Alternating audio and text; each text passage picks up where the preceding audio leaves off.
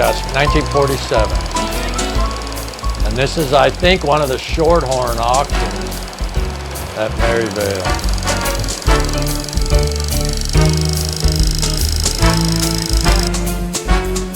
We've shown you before how Leewood's Joe Tomelleri finds old films online and buys them, sometimes without knowing for sure what's in the cans. These are the films that I got on eBay with the original titles on them. These reels supposedly came from Virginia, but Joe's eagle eye spotted a truck with Grandview, Missouri on it. A little time on the internet confirmed that this Merryvale Farm was east of Holmes, just south of Martin City, owned by a man whose name was spelled just like this well-known Kansas City Chiefs. Related, maybe? Apparently not. But it does turn out that L. Russell Kelce, that's how he pronounced it, had an amazing story that I pretty much guarantee you've never heard before. At the time he died, which I believe was 57, he was president of Sinclair Coal, and in 1957 dollars, that coal company was worth $100 million. He was Kansas City's Other Kelce. Okay, our man Kelce was a fourth-generation coal miner. Born in Pittsburgh, Kansas, he started working in mines like these at 12. By 19, he'd been bumped up to supervisor.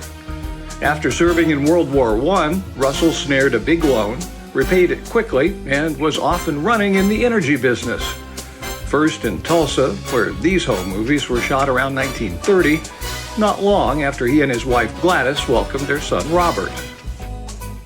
2 years later, the family moved to this house on West 68th Terrace in Kansas City.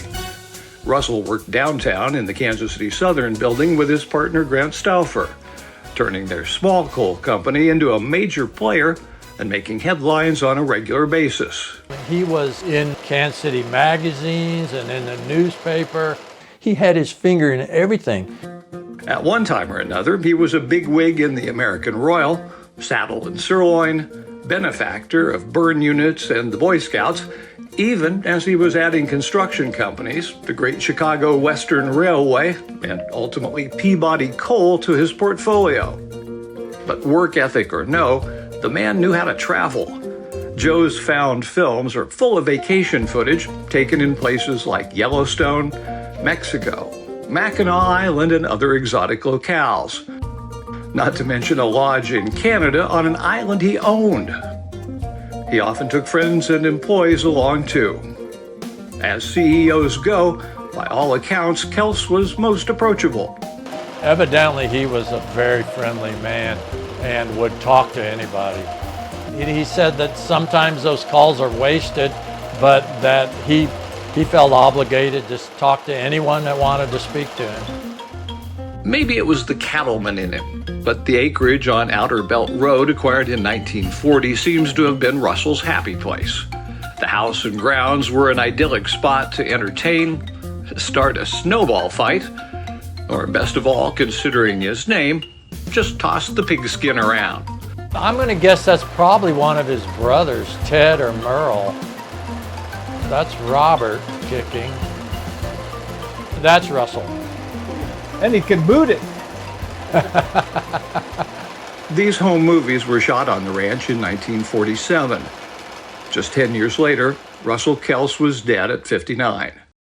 He left sizable sums to several medical facilities and charitable causes, but today there's nothing around to prove how prominent he was in this town. Even Merryvale Farm has vanished, except for the maple trees that once lined the long driveway. You can, however, see signs of his legacy on the campus of Pittsburgh State University. The planetarium bears his name and portrait, and the Kelce College of Business has been in business in Kelce Hall since 1975, thanks to funds donated by his widow Gladys. There's also a Kelce Hall in Branson at the College of the Ozarks.